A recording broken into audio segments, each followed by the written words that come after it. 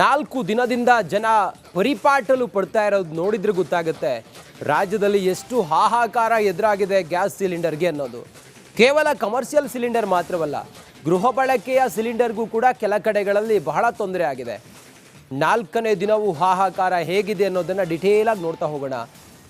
4 ದಿನ ಆಯಿತು, ಗ್ಯಾಸ್ನ ಗಂಡಾಂತರ ಇನ್ನೂ ಬಗೆಹರಿದಿಲ್ಲ. ಗ್ಯಾಸ್ ಸಿಲಿಂಡರ್ ಸಿಗದೆ ಜನಸಾಮಾನ್ಯರು ಹೈರಾಣಾಗಿ ಹೋಗಿದ್ದಾರೆ. ಡೊಮೆಸ್ಟಿಕ್ ಗ್ಯಾಸ್ ಸಿಕ್ಕರೂ ಕೂಡ ವಿಪರೀತ ಬುಕ್ಕಿಂಗ್ ಇದೆ, ಸರ್ವರ್ ಡೌನ್ ಆಗ್ತಾ ಇದೆ, ಅಗತ್ಯ ಇದ್ದವ್ರಿಗೆ ಸಿಗ್ತಾ ಇಲ್ಲ. ಡೊಮೆಸ್ಟಿಕ್ ಗ್ಯಾಸ್ ಕೂಡ ಈ ಮಂತಿಗೆ ನಮ್ಗೆ ಆಗೋಷ್ಟಿದೆ, ಮುಂದಿನ ತಿಂಗಳು ಸಿಗಲ್ವೇನೋ ಅಂಥೇಳಿ 2-3 ಬಾರಿ 3-4 ಬಾರಿ ಎಲ್ಲ ಕಾಲ್ ಮಾಡ್ತಾರೆ. ಒಂದು ಸಲ ಕಾಲ್ ಮಾಡಿದ್ರು ಅಂಥೇಳಿ ಆದರೆ ಒಂದು ಗ್ಯಾಸ್ ಬುಕ್ ಆದಂಗೆ ಅದು.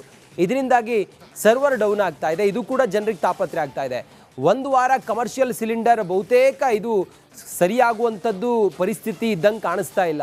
ನಮಗೆ ಬೇಕಾದಾಗೆ ಪೂರೈಕೆ ಸಿಗುತ್ತೆ ಇನ್ನೊಂದು ವಾರದಲ್ಲಿ ಅಂತೇಳಿ ಹೇಳಲಿಕ್ಕೆ ಖಂಡಿತವಾಗಿ ಹೇಳಲಿಕ್ಕೆ ಖಂಡಿತವಾಗ್ಲೂ ಕೂಡ ಸಾಧ್ಯ ಇಲ್ಲ.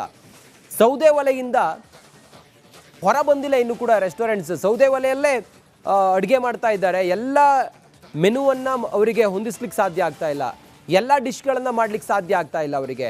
ಎಷ್ಟು ದಿನ ಅಂಥೇಳಿ ಸೌದೆ ಒಲೆ, ಒಂದು ಸೆಟ್ ಕಿಚನ್ ಇರುವಾಗ, ಒಂದು ವ್ಯವಸ್ಥಿತವಾದಂಥ ಅಡುಗೆ ಮನೆ ಇರುವಾಗ ಅಲ್ಲಿ ಸೌದೆ ಒಲೆಯನ್ನು ಹೇಗೆ ಮಾಡಲಿಕ್ಕೆ ಸಾಧ್ಯ ಆಗುತ್ತೆ? 100 ಜನರಿಗೆ ಅಡುಗೆ ಮಾಡುವಾಗ ಸೌದೆ ಒಲೆಯಲ್ಲಿ ಹೇಗೆ ಸಾಧ್ಯ ಆಗುತ್ತೆ? ಟೆಕ್ನಿಕಲಿ ಪ್ರಾಬ್ಲಮ್ಸ್ ಎಲ್ಲ ಇರುತ್ತೆ. 3 ದಿನಗಳ ಬಳಿಕ ಆಟೋ ಗ್ಯಾಸ್ ಬಂಕ್ಗಳು ಇವತ್ತು ಓಪನ್ ಆಗಿದ್ದಾವೆ. ಆಟೋ ಬಂಕ್ ಇದ್ದಾವಲ್ಲ, ಆಟೋ ಗ್ಯಾಸ್ ಬಂಕ್ಗಳು 3 ದಿನಗಳಿಂದಲೂ ಕೂಡ ಕ್ಲೋಸ್ ಆಗಿದ್ವು. ಆಟೋಗಳು ಬಹುಶಃ ಇದರ ಗಂಡಾಂತರವನ್ನು ಎದುರಿಸ್ತಾ ಇದ್ವು. ಬಾಡಿಗೆ ಮಾಡಲಿಕ್ಕೆ ಅವ್ರಿಗೆ ಸಾಧ್ಯ ಆಗ್ತಿರಲಿಲ್ಲ. ಯಾಕಂತ ಹೇಳಿದ್ರೆ ಆಟೋ ಗ್ಯಾಸ್ ತುಂಬಿಸ್ಲಿಕ್ಕೆ ಗ್ಯಾಸ್ ಇರಲಿಲ್ಲ CNGಗಳಲ್ಲಿ. ಈಗ ಅವುಗಳು ಓಪನ್ ಆಗಿದ್ದಾವೆ.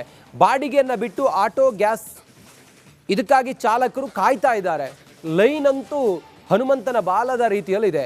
ದೇವಸ್ಥಾನದ ಪ್ರಸಾದಕ್ಕೂ ಕೂಡ ಗ್ಯಾಸ್ ಸಿಲಿಂಡರ್ ಮುಕ್ತಿ ಸಿಕ್ಕಿಲ್ಲ. ದೇವಸ್ಥಾನದಲ್ಲಾದರೂ ಕೂಡ ಪ್ರಸಾದ ಮಾಡೋಕ್ಕಾದರೂ ಕೂಡ ಗ್ಯಾಸ್ ಬೇಕಲ್ಲ. ಗ್ಯಾಸ್ ಪೂರೈಕೆ ಇಲ್ಲ ಅಂಥೇಳಿ ಆದರೆ ಪ್ರಸಾದ ಹೇಗೆ ಮಾಡ್ತಾರೆ ದೇವಸ್ಥಾನದಲ್ಲಿ? ಇದು ಕೂಡ ದೊಡ್ಡ ಸಮಸ್ಯೆ ಆಗಿದೆ ಭಕ್ತರಿಗೆ. ಹಾಸ್ಟೆಲ್ ಹುಡುಗರಿಗೂ ಕೂಡ ಗ್ಯಾಸ್ ಬಿಸಿ ತಟ್ಟಿದೆ. ಹಾಸ್ಟೆಲ್ನಲ್ಲಿ ಇರುವ ಹುಡುಗರಿಗೆ, ವಿದ್ಯಾರ್ಥಿಗಳಿಗೆ ಅಡುಗೆ ಮಾಡಿ ಹಾಕೋದಕ್ಕೆ ಗ್ಯಾಸ್ ಇಲ್ಲ ಅಂತ ಹೇಳಿದರೆ ಹೇಗೆ ಅವರು ಅಡುಗೆ ಮಾಡಿ ಹಾಕ್ತಾರೆ? ಇದು ಕೂಡ ಬಹಳ ದೊಡ್ಡ ತೊಂದರೆ ಆಗಿದೆ. ಸಿಲಿಂಡರ್ ಅಭಾವದಿಂದ ಮೀನುಗಾರಿಕೆ ಬಂದಾಗಿದೆ. ಮೀನುಗಾರಿಕೆ ಈ ಬೋಟ್ಗಳಲ್ಲೆಲ್ಲ ಗ್ಯಾಸ್ ಬೇಕಾಗುತ್ತೆ, ಹೀಗಾಗಿ ಮೀನುಗಾರಿಕೆ ಕೂಡ ಬಂದಾಗಿದೆ. ಮದ್ಯದಂಗಡಿಗಳಲ್ಲಿ ಸಿಗೋದು ಬರೀ ಚಿಪ್ಸ್ ಮತ್ತು ಬಟಾಣಿ, ಸೈಡ್ಸ್. ನಿಮಗೆ ಮದ್ಯಪ್ರಿಯರು ನೀವೇನಾದ್ರು ಆಗಿದ್ದಿದ್ರೆ ನಿಮಗೆ ಸೈಡ್ಸ್ ಬೇಕು ಅಂತ ಹೇಳಿದರೆ ನಿಮಗೆ ಬಾರ್ಗಳಲ್ಲಿ ಸೈಡ್ಸ್ ಸಿಗೋದಿಲ್ಲ. ಯಾಕಂತ ಹೇಳಿದ್ರೆ ಕಿಚನ್ ಕ್ಲೋಸ್ ಆಗಿದೆ. ಶಾಲಾ ಮಕ್ಕಳ ಬಿಸಿಯೂಟ ತಯಾರಿಗೂ ಕೂಡ ಗ್ಯಾಸ್ ಟ್ರಬಲ್ ಆಗ್ತಾ ಇದೆ. ಇದು ಸಮಸ್ಯೆ ಇಲ್ಲ ಅಂತ ಹೇಳ್ತಾ ಇದ್ದಾರೆ, ಆದರೆ ಇದೇ ರೀತಿ ಕಂಟಿನ್ಯೂ ಆಯಿತು ಅಂತ ಹೇಳಿದ್ರೆ ಖಂಡಿತವಾಗ್ಲೂ ಕೂಡ ಸಮಸ್ಯೆ ಆಗುತ್ತೆ. ಅಪ್ಪಾಜಿ ಕ್ಯಾಂಟೀನ್ ಆಗಿರ್ಬೋದು ಅಥವಾ ಇಂದಿರಾ ಕ್ಯಾಂಟೀನ್ಗಳು, ಕಡಿಮೆ ಬೆಲೆಗೆ ಊಟ ತಿಂಡಿ ಕೊಡ್ತಾ ಇದ್ದಂಥ ಕ್ಯಾಂಟೀನ್ಗಳು ಬೆಂಗಳೂರು, ಬೇರೆ ಬೇರೆ ಜಿಲ್ಲೆಗಳಲ್ಲಿ ಇವೆಲ್ಲವೂ ಕೂಡ ಈಗ ಕ್ಲೋಸ್ ಆಗಿರೋದ್ರಿಂದಾಗಿ ಮಧ್ಯಮ ವರ್ಗದ ಬಡ ಜನರಿದ್ದಾರಲ್ಲ ಅವರೆಲ್ಲ ಊಟ ತಿಂಡಿಗೂ ಪರದಾಡ್ತಿದ್ದಾರೆ. ಟೈಲ್ಸ್, ವೆಲ್ಡಿಂಗ್, ಗ್ರಾನೈಟ್ ಉದ್ಯಮಕ್ಕೂ ಕೂಡ ಈ ಗ್ಯಾಸ್ ಬರದ ಬಿಸಿ ತಟ್ಟಿದೆ. ಒಟ್ಟಾರೆ ಇದು ಈಗಿರುವಂಥ ಚಿತ್ರಣ. ಇದು ಹೀಗೆ ಮುಂದುವರಿತು ಅಂತ ಹೇಳಿ ಆದರೆ ಬಹಳ ಕಷ್ಟ ಆಗುತ್ತೆ.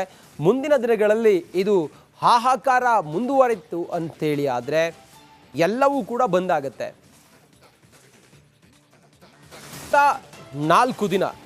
4 ದಿನದಿಂದ ಜನ ಪರಿಪಾಟಲು ಪಡ್ತಾ ಇರೋದು ನೋಡಿದ್ರೆ ಗೊತ್ತಾಗುತ್ತೆ ರಾಜ್ಯದಲ್ಲಿ ಎಷ್ಟು ಹಾಹಾಕಾರ ಎದುರಾಗಿದೆ ಗ್ಯಾಸ್ ಸಿಲಿಂಡರ್ಗೆ ಅನ್ನೋದು. ಕೇವಲ ಕಮರ್ಷಿಯಲ್ ಸಿಲಿಂಡರ್ ಮಾತ್ರವಲ್ಲ, ಗೃಹ ಬಳಕೆಯ ಸಿಲಿಂಡರ್ಗೂ ಕೂಡ ಕೆಲ ಕಡೆಗಳಲ್ಲಿ ಬಹಳ ತೊಂದರೆ ಆಗಿದೆ. 4ನೇ ದಿನವೂ ಹಾಹಾಕಾರ ಹೇಗಿದೆ ಅನ್ನೋದನ್ನು ಡಿಟೇಲ್ ಆಗಿ ನೋಡ್ತಾ ಹೋಗೋಣ. 4 ದಿನ ಆಯಿತು, ಗ್ಯಾಸ್ನ ಗಂಡಾಂತರ ಇನ್ನೂ ಬಗೆಹರಿದಿಲ್ಲ. ಗ್ಯಾಸ್ ಸಿಲಿಂಡರ್ ಸಿಗದೆ ಜನಸಾಮಾನ್ಯರು ಹೈರಾಣಾಗಿ ಹೋಗಿದ್ದಾರೆ. ಡೊಮೆಸ್ಟಿಕ್ ಗ್ಯಾಸ್ ಸಿಕ್ಕರೂ ಕೂಡ ವಿಪರೀತ ಬುಕ್ಕಿಂಗ್ ಇದೆ, ಸರ್ವರ್ ಡೌನ್ ಆಗ್ತಾ ಇದೆ, ಅಗತ್ಯ ಇದ್ದವ್ರಿಗೆ ಸಿಗ್ತಾ ಇಲ್ಲ. ಡೊಮೆಸ್ಟಿಕ್ ಗ್ಯಾಸ್ ಕೂಡ ಈ ಮಂತಿಗೆ ನಮ್ಗೆ ಆಗೋಷ್ಟಿದೆ, ಮುಂದಿನ ತಿಂಗಳು ಸಿಗಲ್ವೇನೋ ಅಂಥೇಳಿ 2-3 ಬಾರಿ 3-4 ಬಾರಿ ಎಲ್ಲ ಕಾಲ್ ಮಾಡ್ತಾರೆ. ಒಂದು ಸಲ ಕಾಲ್ ಮಾಡಿದ್ರು ಅಂಥೇಳಿ ಆದರೆ ಒಂದು ಗ್ಯಾಸ್ ಬುಕ್ ಆದಂಗೆ ಅದು. ಇದರಿಂದಾಗಿ ಸರ್ವರ್ ಡೌನ್ ಆಗ್ತಾ ಇದೆ. ಇದು ಕೂಡ ಜನರಿಗೆ ತಾಪತ್ರೆ ಆಗ್ತಾ ಇದೆ. ಒಂದು ವಾರ ಕಮರ್ಷಿಯಲ್ ಸಿಲಿಂಡರ್ ಬಹುತೇಕ ಇದು ಸರಿಯಾಗುವಂಥದ್ದು ಪರಿಸ್ಥಿತಿ ಇದ್ದಂಗೆ ಕಾಣಿಸ್ತಾ ಇಲ್ಲ. ನಮಗೆ ಬೇಕಾದಾಗೆ ಪೂರೈಕೆ ಸಿಗುತ್ತೆ ಇನ್ನೊಂದು ವಾರದಲ್ಲಿ ಅಂತೇಳಿ ಹೇಳಲಿಕ್ಕೆ ಖಂಡಿತವಾಗಿ ಹೇಳಲಿಕ್ಕೆ ಖಂಡಿತವಾಗ್ಲೂ ಕೂಡ ಸಾಧ್ಯ ಇಲ್ಲ. ಸೌದೆ ಒಲೆಯಿಂದ ಹೊರ ಬಂದಿಲ್ಲ ಇನ್ನೂ ಕೂಡ ರೆಸ್ಟೋರೆಂಟ್ಸ್. ಸೌದೆ ಒಲೆಯಲ್ಲೇ ಅಡುಗೆ ಮಾಡ್ತಾ ಇದ್ದಾರೆ. ಎಲ್ಲ ಮೆನುವನ್ನು ಅವರಿಗೆ ಹೊಂದಿಸ್ಲಿಕ್ಕೆ ಸಾಧ್ಯ ಆಗ್ತಾ ಇಲ್ಲ, ಎಲ್ಲ ಡಿಶ್ಗಳನ್ನು ಮಾಡ್ಲಿಕ್ಕೆ ಸಾಧ್ಯ ಆಗ್ತಾ ಇಲ್ಲ ಅವರಿಗೆ. ಎಷ್ಟು ದಿನ ಅಂತೇಳಿ ಸೌದೆ ಒಲೆ? ಒಂದು ಸೆಟ್ ಕಿಚನ್ ಇರುವಾಗ, ಒಂದು ವ್ಯವಸ್ಥಿತವಾದಂಥ ಅಡುಗೆ ಮನೆ ಇರುವಾಗ ಅಲ್ಲಿ ಸೌದೆ ಒಲೆಯನ್ನು ಹೇಗೆ ಮಾಡ್ಲಿಕ್ಕೆ ಸಾಧ್ಯ ಆಗುತ್ತೆ? ನೂರಾರು ಜನರಿಗೆ ಅಡುಗೆ ಮಾಡುವಾಗ ಸೌದೆ ಒಲೆಯಲ್ಲಿ ಹೇಗೆ ಸಾಧ್ಯ ಆಗುತ್ತೆ? ಟೆಕ್ನಿಕಲಿ ಪ್ರಾಬ್ಲಮ್ಸ್ ಎಲ್ಲ ಇರುತ್ತೆ. 3 ದಿನಗಳ ಬಳಿಕ ಆಟೋ ಗ್ಯಾಸ್ ಬಂಕ್ಗಳು ಇವತ್ತು ಓಪನ್ ಆಗಿದ್ದಾವೆ. ಆಟೋ ಬಂಕ್ ಇದಾವಲ್ಲ, ಆಟೋ ಗ್ಯಾಸ್ ಬಂಕ್ಗಳು 3 ದಿನಗಳಿಂದಲೂ ಕೂಡ ಕ್ಲೋಸ್ ಆಗಿದ್ವು. ಆಟೋಗಳು ಬಹುಶಃ ಇದರ ಗಂಡಾಂತರವನ್ನು ಎದುರಿಸ್ತಾ ಇದ್ವು. ಬಾಡಿಗೆ ಮಾಡಲಿಕ್ಕೆ ಅವ್ರಿಗೆ ಸಾಧ್ಯ ಆಗ್ತಿರ್ಲಿಲ್ಲ. ಯಾಕಂತ ಹೇಳಿದ್ರೆ ಆಟೋ ಗ್ಯಾಸ್ ತುಂಬಿಸ್ಲಿಕ್ಕೆ ಗ್ಯಾಸ್ ಇರಲಿಲ್ಲ CNG ಗಳಲ್ಲಿ. ಈಗ ಅವುಗಳು ಓಪನ್ ಆಗಿದ್ದಾವೆ. ಬಾಡಿಗೆಯನ್ನು ಬಿಟ್ಟು ಆಟೋ ಗ್ಯಾಸ್ ಇದಕ್ಕಾಗಿ ಚಾಲಕರು ಕಾಯ್ತಾ ಇದ್ದಾರೆ. ಲೈನ್ ಅಂತೂ ಹನುಮಂತನ ಬಾಲದ ರೀತಿಯಲ್ಲಿದೆ. ದೇವಸ್ಥಾನದ ಪ್ರಸಾದಕ್ಕೂ ಕೂಡ ಗ್ಯಾಸ್ ಸಿಲಿಂಡರ್ ಮುಕ್ತಿ ಸಿಕ್ಕಿಲ್ಲ. ದೇವಸ್ಥಾನದಲ್ಲಾದರೂ ಕೂಡ ಪ್ರಸಾದ ಮಾಡೋಕ್ಕಾದರೂ ಕೂಡ ಗ್ಯಾಸ್ ಬೇಕಲ್ಲ. ಗ್ಯಾಸ್ ಪೂರೈಕೆ ಇಲ್ಲ ಅಂಥೇಳಿ ಆದರೆ ಪ್ರಸಾದ ಹೇಗೆ ಮಾಡ್ತಾರೆ ದೇವಸ್ಥಾನದಲ್ಲಿ? ಇದು ಕೂಡ ದೊಡ್ಡ ಸಮಸ್ಯೆ ಆಗಿದೆ ಭಕ್ತರಿಗೆ. ಹಾಸ್ಟೆಲ್ ಹುಡುಗರಿಗೂ ಕೂಡ ಗ್ಯಾಸ್ ಬಿಸಿ ತಟ್ಟಿದೆ. ಹಾಸ್ಟೆಲ್ನಲ್ಲಿ ಇರುವ ಹುಡುಗರಿಗೆ, ವಿದ್ಯಾರ್ಥಿಗಳಿಗೆ ಅಡುಗೆ ಮಾಡಿ ಹಾಕೋದಕ್ಕೆ ಗ್ಯಾಸ್ ಇಲ್ಲ ಅಂತ ಹೇಳಿದರೆ ಹೇಗೆ ಅವರು ಅಡುಗೆ ಮಾಡಿ ಹಾಕ್ತಾರೆ? ಇದು ಕೂಡ ಬಹಳ ದೊಡ್ಡ ತೊಂದರೆ ಆಗಿದೆ. ಸಿಲಿಂಡರ್ ಅಭಾವದಿಂದ ಮೀನುಗಾರಿಕೆ ಬಂದಾಗಿದೆ. ಮೀನುಗಾರಿಕೆ, ಈ ಬೋಟ್ಗಳಲ್ಲೆಲ್ಲ ಗ್ಯಾಸ್ ಬೇಕಾಗುತ್ತೆ. ಹೀಗಾಗಿ ಮೀನುಗಾರಿಕೆ ಕೂಡ ಬಂದಾಗಿದೆ. ಮದ್ಯದಂಗಡಿಗಳಲ್ಲಿ ಸಿಗೋದು ಬರೀ ಚಿಪ್ಸ್ ಮತ್ತು ಬಟಾಣಿ, ಸೈಡ್ಸ್. ನಿಮಗೆ ಮದ್ಯಪ್ರಿಯರು ನೀವೇನಾದ್ರು ಆಗಿದ್ದಿದ್ರೆ ನಿಮಗೆ ಸೈಡ್ಸ್ ಬೇಕು ಅಂತ ಹೇಳಿದರೆ ನಿಮಗೆ ಬಾರ್ಗಳಲ್ಲಿ ಸೈಡ್ಸ್ ಸಿಗೋದಿಲ್ಲ. ಯಾಕಂತ ಹೇಳಿದ್ರೆ ಕಿಚನ್ ಕ್ಲೋಸ್ ಆಗಿದೆ. ಶಾಲಾ ಮಕ್ಕಳ ಬಿಸಿಯೂಟ ತಯಾರಿಗೂ ಕೂಡ ಗ್ಯಾಸ್ ಟ್ರಬಲ್ ಆಗ್ತಾ ಇದೆ. ಇದು ಸಮಸ್ಯೆ ಇಲ್ಲ ಅಂತ ಹೇಳ್ತಾ ಇದ್ದಾರೆ. ಆದರೆ ಇದೇ ರೀತಿ ಕಂಟಿನ್ಯೂ ಆಯಿತು ಅಂತ ಹೇಳಿದ್ರೆ ಖಂಡಿತವಾಗ್ಲೂ ಕೂಡ ಸಮಸ್ಯೆ ಆಗುತ್ತೆ. ಅಪ್ಪಾಜಿ ಕ್ಯಾಂಟೀನ್ ಆಗಿರ್ಬೋದು ಅಥವಾ ಇಂದಿರಾ ಕ್ಯಾಂಟೀನ್ಗಳು, ಕಡಿಮೆ ಬೆಲೆಗೆ ಊಟ ತಿಂಡಿ ಕೊಡ್ತಾ ಇದ್ದಂಥ ಕ್ಯಾಂಟೀನ್ಗಳು ಬೆಂಗಳೂರು, ಬೇರೆ ಬೇರೆ ಜಿಲ್ಲೆಗಳಲ್ಲಿ ಇವೆಲ್ಲವೂ ಕೂಡ ಈಗ ಕ್ಲೋಸ್ ಆಗಿರೋದ್ರಿಂದಾಗಿ ಮಧ್ಯಮ ವರ್ಗದ ಬಡ ಜನರಿದ್ದಾರಲ್ಲ, ಅವರೆಲ್ಲ ಊಟ ತಿಂಡಿಗೂ ಪರದಾಡ್ತಿದ್ದಾರೆ. ಟೈಲ್ಸ್, ವೆಲ್ಡಿಂಗ್, ಗ್ರಾನೈಟ್ ಉದ್ಯಮಕ್ಕೂ ಕೂಡ ಈ ಗ್ಯಾಸ್ ಬರದ ಬಿಸಿ ತಟ್ಟಿದೆ.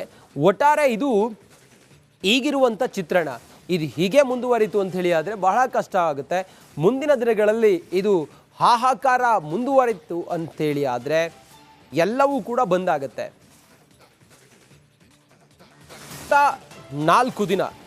4 ದಿನದಿಂದ ಜನ ಪರಿಪಾಟಲು ಪಡ್ತಾ ಇರೋದು ನೋಡಿದ್ರೆ ಗೊತ್ತಾಗುತ್ತೆ ರಾಜ್ಯದಲ್ಲಿ ಎಷ್ಟು ಹಾಹಾಕಾರ ಎದುರಾಗಿದೆ ಗ್ಯಾಸ್ ಸಿಲಿಂಡರ್ಗೆ ಅನ್ನೋದು. ಕೇವಲ ಕಮರ್ಷಿಯಲ್ ಸಿಲಿಂಡರ್ ಮಾತ್ರವಲ್ಲ, ಗೃಹ ಬಳಕೆಯ ಸಿಲಿಂಡರ್ಗೂ ಕೂಡ ಕೆಲ ಕಡೆಗಳಲ್ಲಿ ಬಹಳ ತೊಂದರೆ ಆಗಿದೆ. 4ನೇ ದಿನವೂ ಹಾಹಾಕಾರ ಹೇಗಿದೆ ಅನ್ನೋದನ್ನು ಡಿಟೇಲಾಗಿ ನೋಡ್ತಾ ಹೋಗೋಣ. 4 ದಿನ ಆಯಿತು, ಗ್ಯಾಸ್ನ ಗಂಡಾಂತರ ಇನ್ನೂ ಬಗೆಹರಿದಿಲ್ಲ. ಗ್ಯಾಸ್ ಸಿಲಿಂಡರ್ ಸಿಗದೆ ಜನಸಾಮಾನ್ಯರು ಹೈರಾಣಾಗಿ ಹೋಗಿದ್ದಾರೆ. ಡೊಮೆಸ್ಟಿಕ್ ಗ್ಯಾಸ್ ಸಿಕ್ಕರೂ ಕೂಡ ವಿಪರೀತ ಬುಕ್ಕಿಂಗ್ ಇದೆ. ಸರ್ವರ್ ಡೌನ್ ಆಗ್ತಾ ಇದೆ. ಅಗತ್ಯ ಇದ್ದವ್ರಿಗೆ ಸಿಗ್ತಾ ಇಲ್ಲ.